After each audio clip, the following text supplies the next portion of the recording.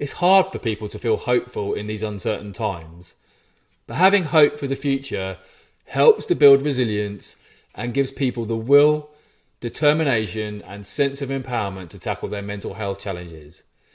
Today, I talked to the nation's leading mental health campaigner, Jonny Benjamin, about how hope stopped him from taking his own life and how it can help and inspire young people living with mental health challenges. Hi, I'm neuroscientist Dr. Ben Webb, and I want to help you cultivate a healthy brain for a mentally healthy and happy life. Welcome to episode 41 of Better Brain, Better You.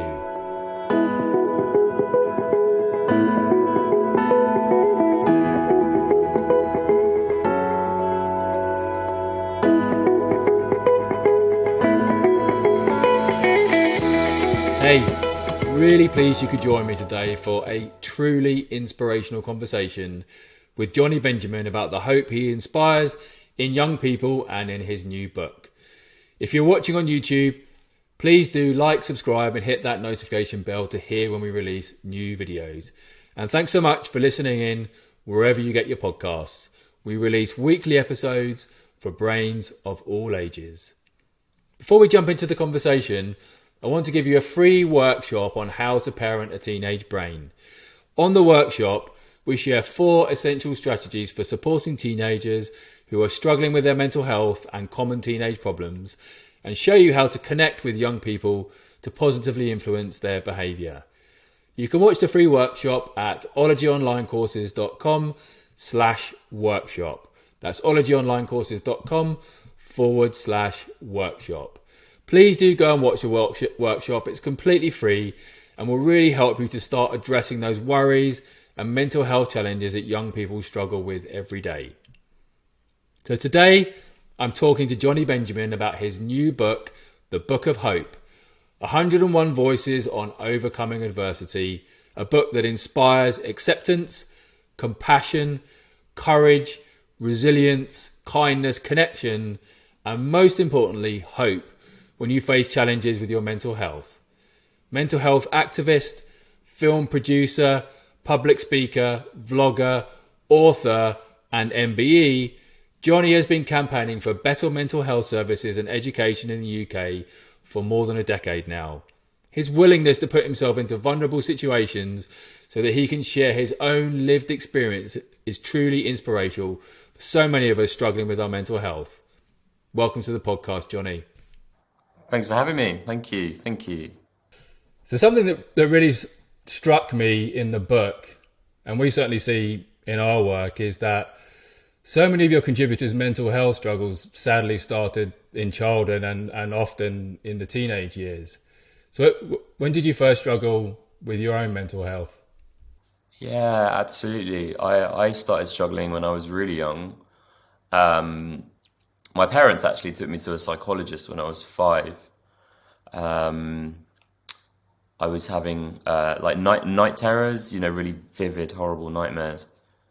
And I wasn't sleeping properly, and I was, my behavior was, I was violent, I was destructive. So there was something going on. And my parents took me to the doctors a few times, and then I got referred to this psychologist. But I didn't understand it. I didn't understand it. Yeah, I really didn't understand what it was all about, and what mental health was, and it was very much kind of the elephant in the room, with like family. Yeah, but yeah, definitely started young for me, for sure. You growing up in a Jewish community, you said you alluded to it then with mental illness and discovering your sexuality as a young man as well. So when you were growing up, who were your role models? Who were your inspirations? At that time, because you're such an inspiration to people now, being so open and honest about your lived experience. Did you have anybody that inspired you, that you looked up to at that time? Not really, because honestly, mental health was a taboo. It was such a taboo. It might seem strange to people now, but honestly, so I went to a Jewish school as well. So honestly, like, not once did we talk about mental health. It's just ridiculous when I look back. Not once did anyone say. And also, I mean, when I went to university to kind of, I don't know, I thought I could escape to uni and that would solve everything. But even when I got to uni, no one said, we had like loads of like lectures on things like, oh, security, security, safety, fire safety in your halls of residence. But again, there was no one talking about mental health and well-being. And I just wish that, someone would have, or someone would have just been vulnerable, or, there was nothing like that. I mean, we got lots of, in school, we got lots of like people come in like guests, and they would tell us about their careers and like, oh, I'm a lawyer and I'm a doctor and I'm an actor and I'm a singer. But again, no one, I don't know, I just wish someone would have said, I have struggled and it's okay. And, yeah, there was no one like that, unfortunately, growing up. Yeah, but I go back to my old school now, and it's very different. People are talking about mental health and well-being, and they're very much open, and yeah, I feel like things have changed, so that's positive. So you've been very open about your mental health journey, documenting the story many times. But undoubtedly, a pivotal moment in your life was being diagnosed with schizoaffective disorder. So that's a combination of schizophrenia and bipolar disorder. Is that correct? And that was in your early 20s. So how did you feel when you received your diagnosis? Did that explain things? Did that help things? Did that make things worse? Well, for me, it made things worse, I think, because but I think it was the way the diagnosis was like delivered by my psychiatrist. Sounds really critical, but I don't know. Like, so I'd been unwell for quite a while. Well, for a long time, actually. Um, and I knew there was something. I didn't know what it was, but I don't know. I wasn't expecting that diagnosis, particularly the schizophrenia element of it. So yeah, it was a shock, and I was admitted into hospital at that point, and I was placed onto a suicide ward, and the whole thing was just quite traumatic, to be honest. Yeah, it really was. And that label really, I don't know. I found it very difficult with that label for quite a long time after, to be frank. Yeah. Okay. And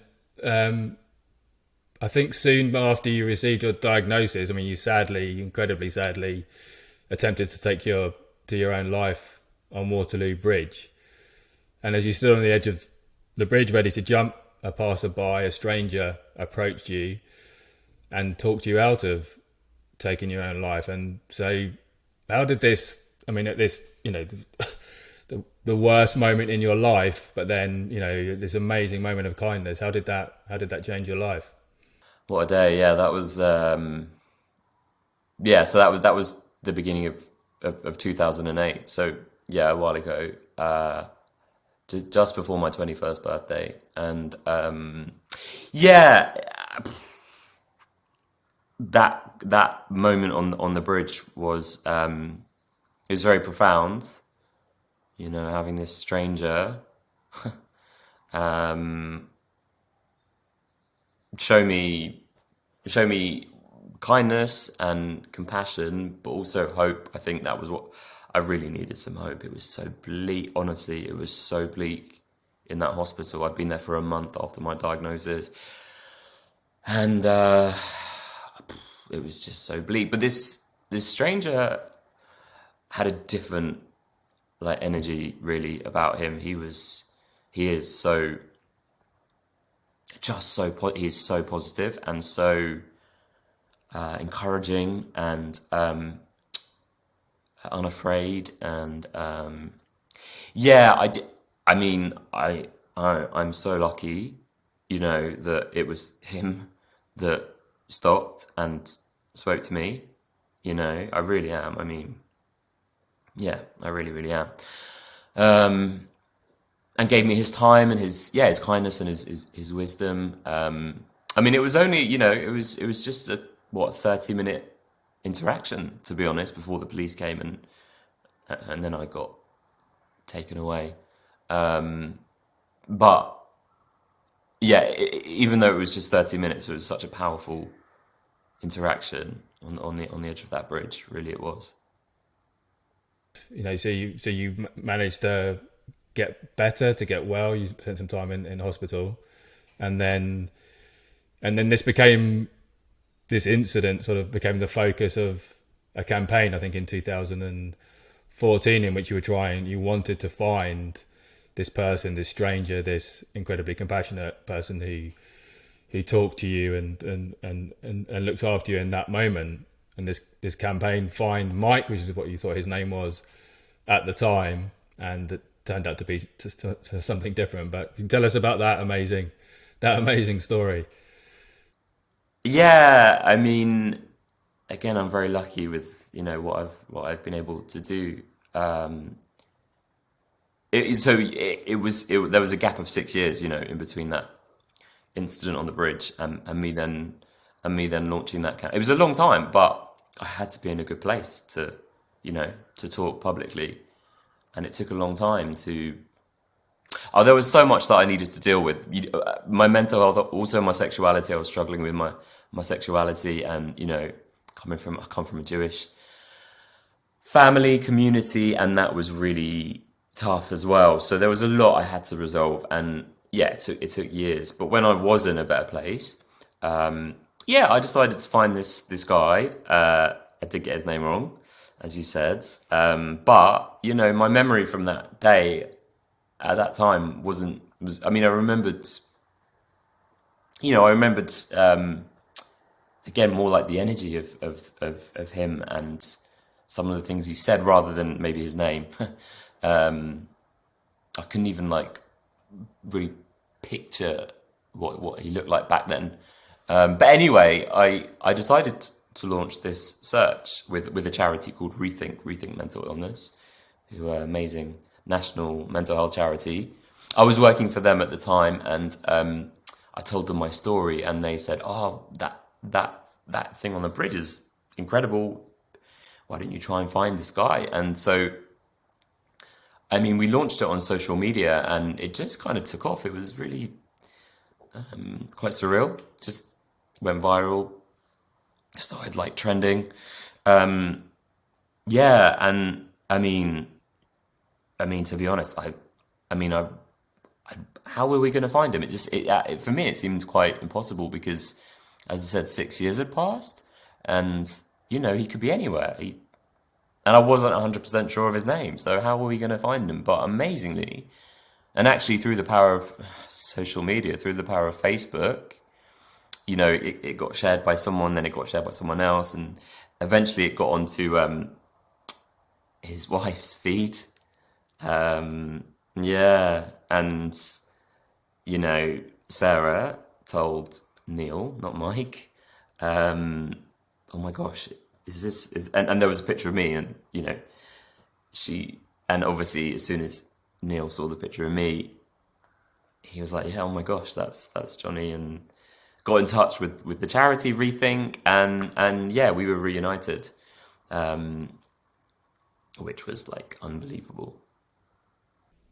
And you're friends now. You work together, and you campaign mental health campaigns together, and yeah, and you're still friends. It's amazing, and that's a lot of the work you're doing, though, right? Is to help and get better mental health support into schools, into universities.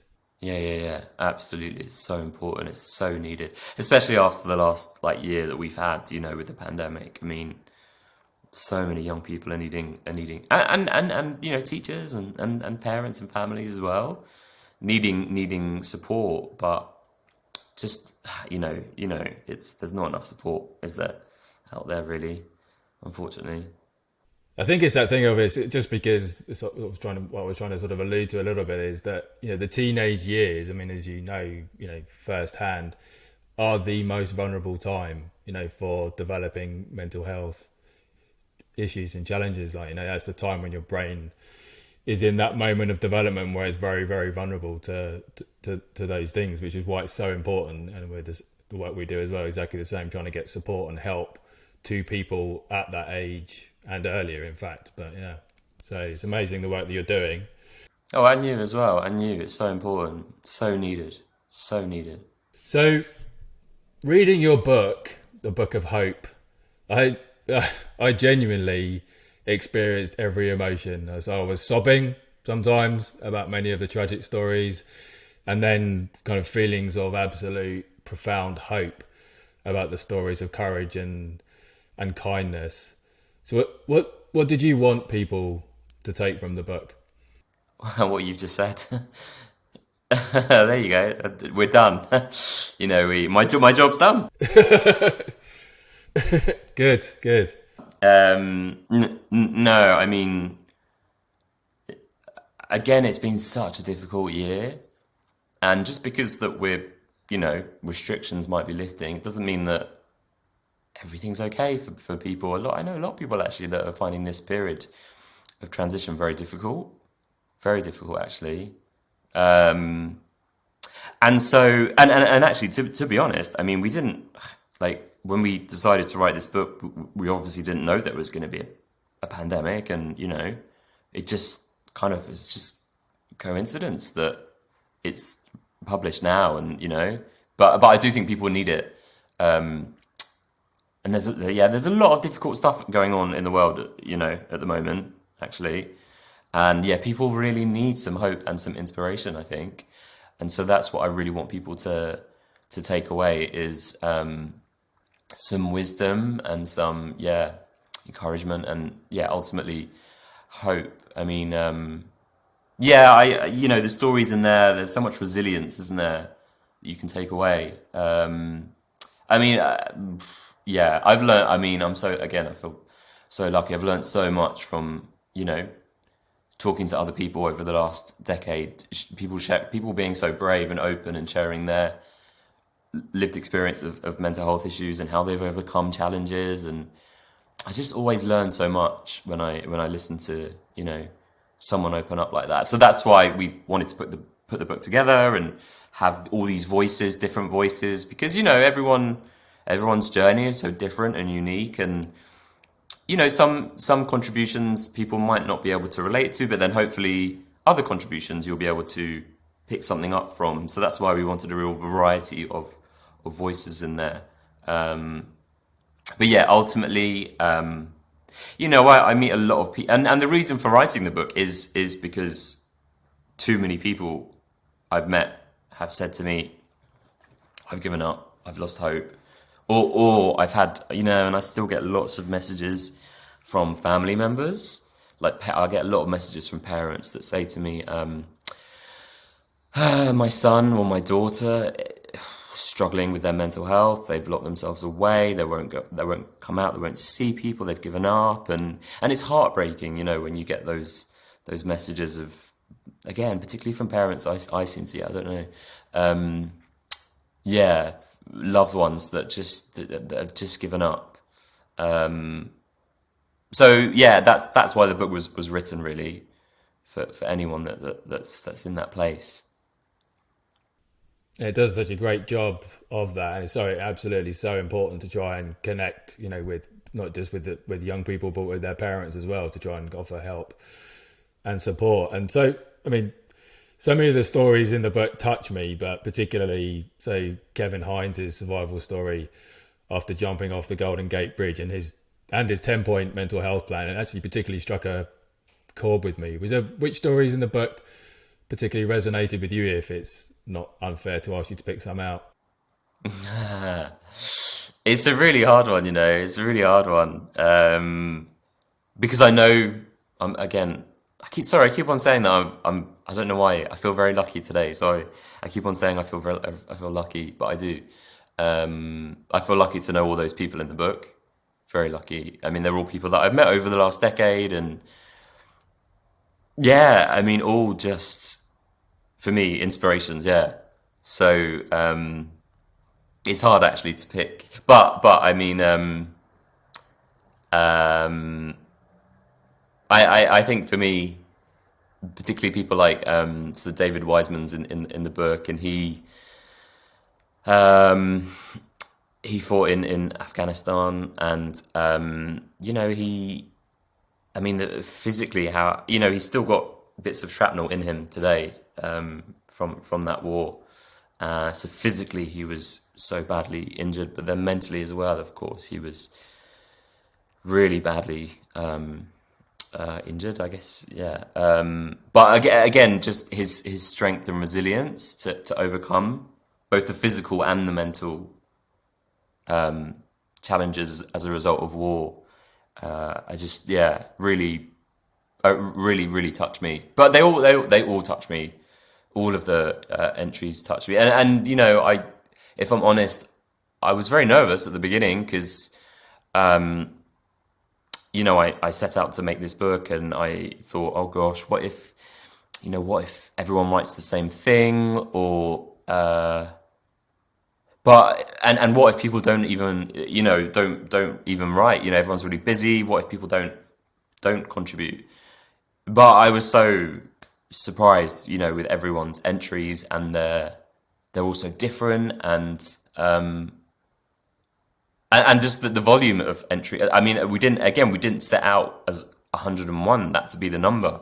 I just literally contacted everyone I knew that I've met in the last 10 years, and said, are you interested in, you know, writing a little something? And yeah, I was just so surprised with the way that people came back and said, yeah, of course, I want to share my wisdom, you know, I want to share my wisdom, and I want to help other people, which is amazing, I think. It's incredibly inspirational. I mean, the diversity of the stories is just unbelievable. But there's also commonalities as well, aren't there? Like lots of different the common ways in which people, you know, are coping. Many of the contributors sort of talked about the different outlets for coping with mental illness that they had. That was something I found really interesting in the book itself. So are there particular outlets that you use to cope on a day-to-day, to express yourself, to cope with your mental health challenges? I think for me, you know, getting out is key. So I live alone. My flat's quite small, and yeah, just getting out. I've got a park not far from me, so and it's a really nice little park. I mean, like yesterday was such a busy day, but I went for a run in the evening, and it did just 20 minutes actually, but I did so much good for my mental health. So I I know I have to get out. I have to exercise in particular. That's kind of my outlet, exercise, actually. Yeah, mine too. Yeah. Where, yeah, I don't know about you, but the days that I don't do it, I kind of feel it. Absolutely, yeah. It's a struggle to get out sometimes, but when you do, you always feel so much better. Yeah, always. Yeah. So you've described yourself in the past, I think, in interviews as a wounded warrior. I love that. I love that expression. By sharing your lived experiences, you want to help people with their mental health experiences. You think your contributors sharing lived experiences will help people, particularly men, do you think, to open up about their own mental health challenges? Well, I started speaking out, like 10 years ago, and I don't know. I mentioned the word role models before, but I think having role models who, you know, speak about their lived experience with openness and vulnerability. I got so much from like people like Stephen Fry. I mean, Stephen Fry, you know, watching him speak and listening to him, and that, I mean, yeah, he's been doing this for such a long time. And when I started out, you know, there wasn't so many people talking about their lived experience, but now, I mean, yeah, I just always get so much from, you know, watching, listening, reading people sharing their honesty, their vulnerability, their openness. Um, and it's interesting because, you know, I've got a lot of men in my life that are not the same in terms of, you know, they will actively avoid like, you know, watching or listening to those people. Oh, I don't, yeah, mental health, nah, I'm fine. You know, I don't need to watch that. Nah. Um, but I know those men struggle at times, and it's so hard to reach them. Um, but you know, I keep on, and it was the same for me when I was first unwell. People couldn't reach me. I wouldn't open up. I didn't want to hear about other people's. You know, people did try and talk to me, but I was like, I don't want to know. No, don't want to know. But you know, gradually I started to, you know, the walls came down, and you know, I started to finally, you know, listen to those people and learn. And you know, particularly for the men around me, I'm always trying to like sort of plant seeds. Oh, have you seen that thing? You know, Prince Harry said that. Did you see that? And you know, uh, yes, particularly some of the men around me will, yeah, no, I didn't. I don't need to watch that. But I don't give up. I'm quite. I don't do it in a you know, oh, you need to what you have to watch this kind of thing. I'm like, oh, just check this out. I thought it was really interesting. And I just hope eventually that the message will kind of get through, if that makes sense. Yeah, no, absolutely, it does. It's such a challenge. I mean, I think your work, you know, and the book in particularly, so inspiring people through examples and lived experience, absolutely amazing, and is really, no doubt, really, really effective. I'm just thinking of the different ways in which we can actually help people to start engaging and thinking about their mental health. Something that we're trying to do is actually thinking about opening up a kind of trying to get close. You know, obviously the sort of the you know the goal, the aim is to try and get parity between physical and mental health. You know, so one mechanism we're trying to use is, you know, we set up a sort of emotional gym, you know, equivalent to, you know, a physical gym, particularly for men, you know, because they might engage more with that. We use a sort of, you know, emotional muscles and the analogy of, you know, of training as a way to kind of engage with with your mental health. I just wonder what other, you know, what other you know, work and, you know, mechanisms you're using to try and help people engage and open up with their mental health at the moment, the work that you're doing. Well, I mean, our work is, you know, really focused on schools and young people and trying to get in, particularly to primary schools, you know, to the early years. Um, so we had a few months ago, the beginning of 2021, we did the UK's first mental health festival for schools, which was great because we had over 1,200 schools and colleges get involved around the UK, which was brilliant to see. And we had lots of different things on offer, from lessons on like resilience to, you know, stress management. Yeah, all sort of mindfulness, all yoga, all sorts of different things, and it was really well received actually. But you know, it's just a 1 day festival is not enough, as we all know. So yeah, you know, we're really trying to get in there early on, particularly to the young boys, from an early. And some schools, you know, some schools are brilliant. Like some schools really get it, and you know, they are like, yes, you know, we want people in. You know, help us to get people in, and we're giving grants to schools at the moment that, you know, can't afford any provision. So, but other schools though are, you know, oh no, we don't need this here. We're fine. Um, which is interesting. Uh, I think there's a lot of work to do in terms of the education system, some head teachers, some governors. You know, there's a lot of, you know, yeah, mental health. It's still something I think that, yeah, there's still a lot of resistance there. I mean, I know, you know, things are getting better, of course. What's the resistance that you're hearing? Well, we don't know, we don't need this. We're fine actually here at our school in terms of, well-being. We don't need any more help and support. And, we say, well, what are you doing? And, oh, we've got a counsellor on site, and that's it. And I'm like, okay, and, are you signposting people to the counsellor? No, we don't need to, everyone knows she's there or he's there.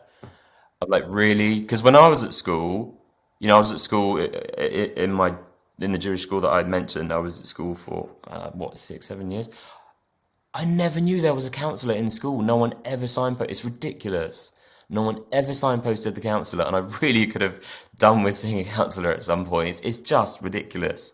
So I seem to find that there's always one teacher, two teachers, a group of teachers in a school that will be like, no, we really care about mental health, and no matter what the governors say or the head teacher says, we want to put it on the agenda, which is great. So you're working hard with trying to get help into schools. And what's your experience with mental health services, let's say with CAMS? So for people who don't know, Children and Adolescent Mental Health Services, which is the mental health service that young people have to engage with when they, when they have mental health challenges. How was your experience as a young person with those services and projecting forward now, how you see that sector? Yeah, so I was referred to CAMS by my GP, but and I got assessed. I had an assessment, but after I had my assessment, there was a long waiting list for one-to-one support, and I gave up waiting because I said in my head, screw this, I'm gonna go off to university and I'm gonna be fine. That's what I kept telling myself. And the same thing, that was what, over 50, almost 20 years ago. It's 20 years ago. Anyway, sorry, that was 20 years ago, and still today I hear the same thing of, waiting lists are just so long. The gap between CAMS and the adult mental health service is just, the transition is not good enough. Too many people are kind of fall through that gap. I hear the same things that that were happening 20 years ago. I hear them today. There's a lot of work to do, I think. So thinking about young people and struggling, what advice would you give to a young person right now who's struggling with their mental health to give them some hope? So actually, our charity has a youth board, which is awesome. Like, we've got people in their teens and 20s who all struggle with their mental health, and we're always talking to them, and that's the key, isn't it? Really talking to them, and they're very open with us when they're struggling, and I feel that I'm able to kind of give some wisdom, hopefully, from everything that I've gone through. And I think for me, one of the biggest things, one of the biggest lessons I've learned is around self-compassion and self-kindness, and the way that we talk to ourselves, particularly when we're struggling. And when the youth board members message me and say that they're struggling, the way they talk to themselves, and they call themselves stupid, or I shouldn't be going through this, or I should have taken better care of myself. And I always say, just don't be so hard on yourself. I know that's easier said than done, but honestly, really look at the way that you're talking to yourself, the way that you think about yourself. I've in the last few years, I've been having something called CFT, which is compassion focused therapy, which I found really interesting, really helpful, actually. Because I was so critical, self-critical in my 20s, so self-critical, unbelievably self-critical. And don't get me wrong, I still am, today sometimes, but I'm better. I'm so much better than I really catch myself when I'm being very self-critical. So I think, self, and I really believe anyone can do that. Self-kindness, self-compassion. But, you know, ultimately, I think it's reaching out for support and talking, and, you know, because sometimes it is hard. Well, it's really hard to do it on your own. You know, find that hope again. Sometimes you need other people to kind of help you find that hope, like the guy on the bridge did with me. You know, like Neil did it. I definitely couldn't have done that on my own. I needed someone there to, yeah, to give me hope and to kind of restore my faith in life. I needed someone to do that. So, you know, reaching out, it's not always easy, but it is always the best thing to do, always. You reflect on that moment, I mean, as one of the most pivotal moments in your life. It completely changed the course of your life. I mean, perhaps you wouldn't have gone on to be this, you know, amazing mental health advocate that you are now. Yeah, I mean, oh my gosh. Yeah, absolutely. I mean, you know, uh, some days I wish, you know, if I'm having a bad mental health day, some days I wish that, you know, Does it weigh on you, the responsibility? yeah, it does sometimes. Yeah, it does for sure, for sure. It's a huge responsibility. I mean, very brave, I have to say, doing it. So I can imagine some days you just don't feel like being the wounded warrior. Yeah, particularly if I'm struggling, you know, with my own well-being, for sure. Yeah, for sure. And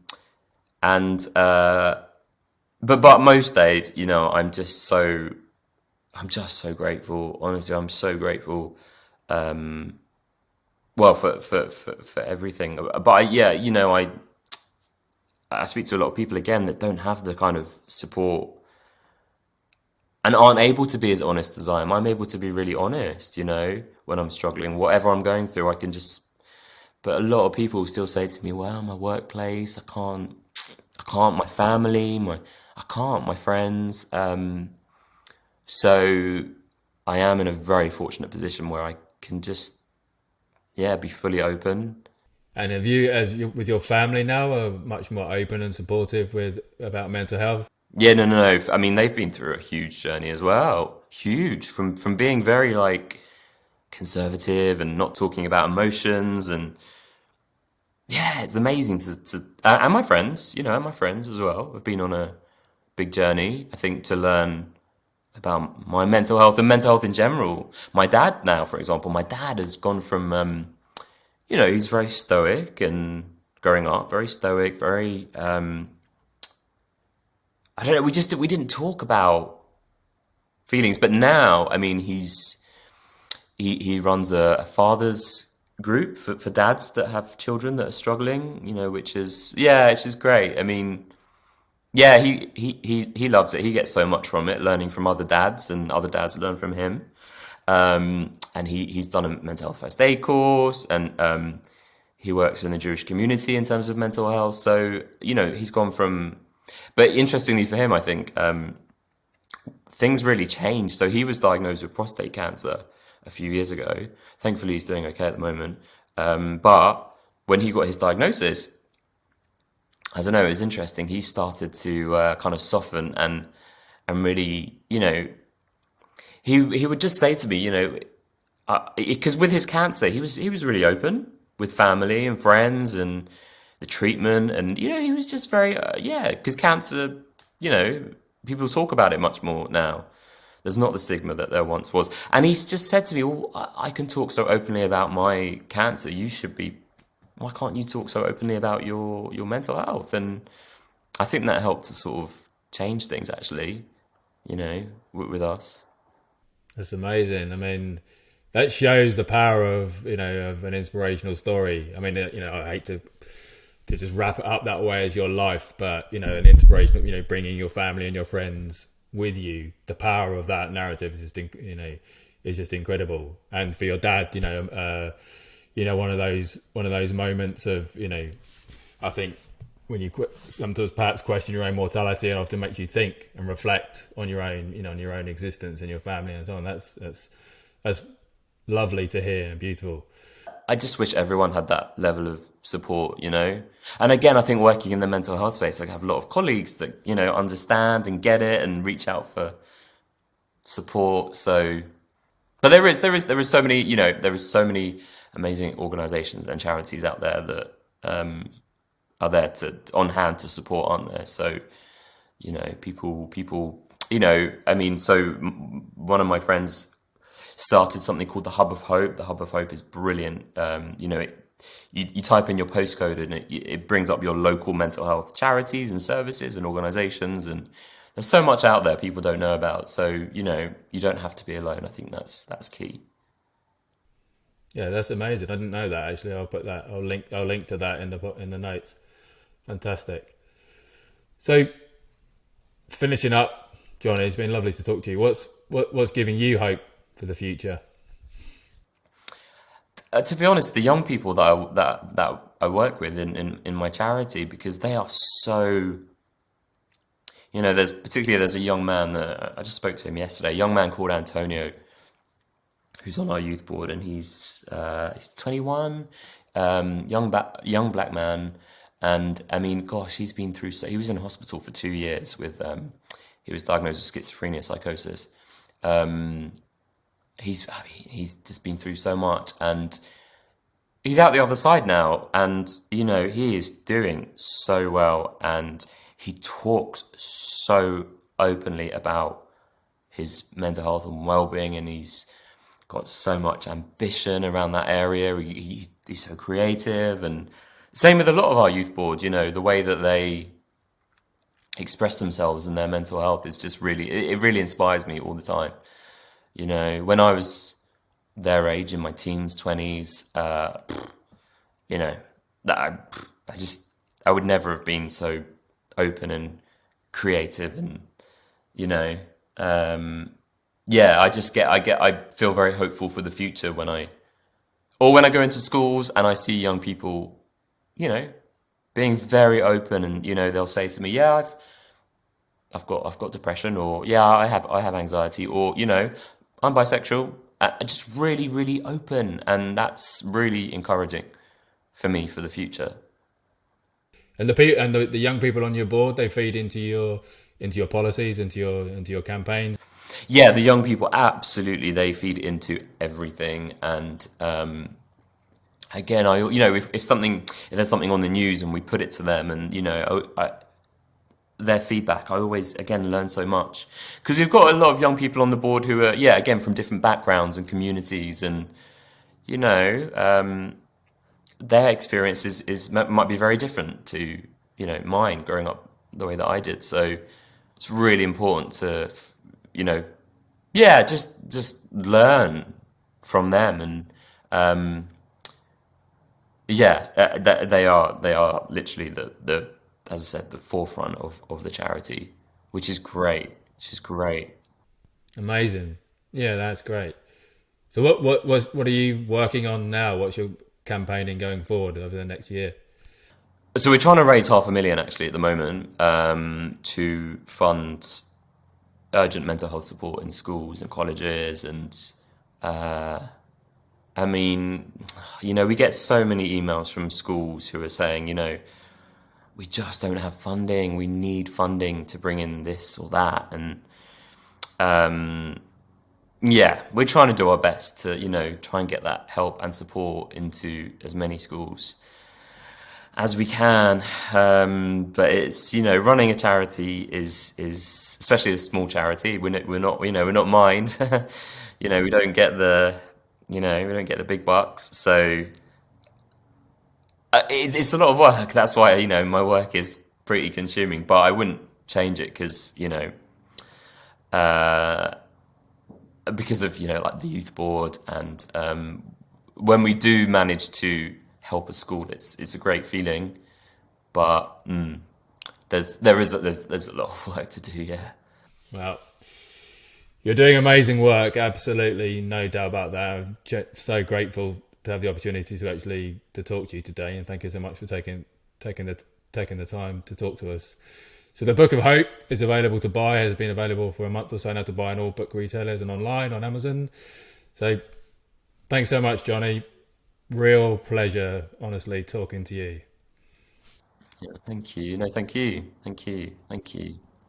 Before we finish up, a quick reminder of our free workshop we're offering on how to parent a teenage brain.